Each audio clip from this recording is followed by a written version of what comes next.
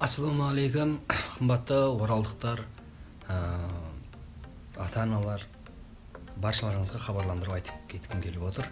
Орал қаласында білім деген білім беретін орталық ашылып жатыр.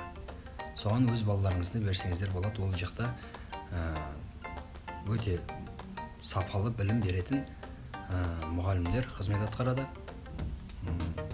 Барып көрсеңіздер болады.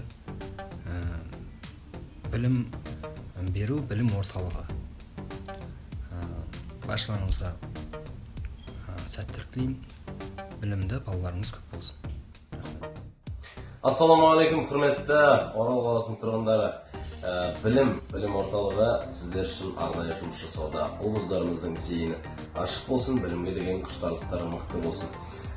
Бұл білім орталығында білікті мамандар жұмыс жасауда. Сондықтан өздеріңіздің бала-шағаларыңызды сенім артып тапсырсаңыздар болады. Ұл-қыздарымыз білімді болсын, ақылды болсын, парасатты болсын.